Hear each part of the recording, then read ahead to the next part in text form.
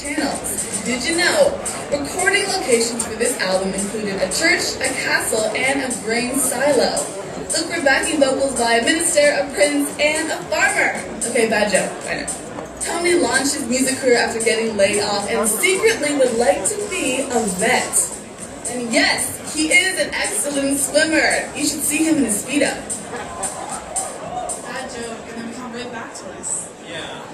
Alright, so we're going to go to our presenter now? That's right, our next presenter, but actually, I don't want to actually take the risk of butchering her name, because it's lovely, but isn't this next presenter actually your boss? Yeah, she is, yes. She's from Sirius Satellite Radio. We're broadcasting on that tonight. And she is the person who oversees all of the Canadian content on Sirius Satellite Radio. You also may have seen her in Cineplex. She interviews great Canadian bands before that, as well as doing all sorts of other things. And Sirius is one of the key sponsors of our event tonight. Here she is, Andrienne Sasko.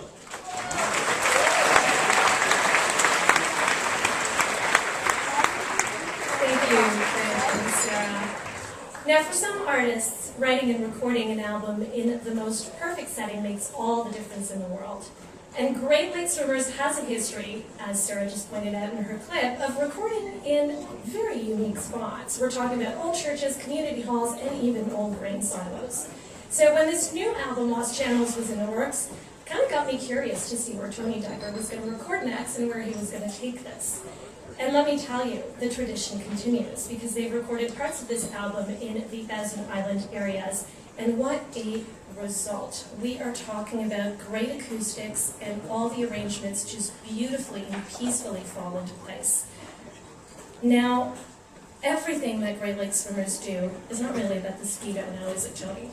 It's more about the craft of songwriting.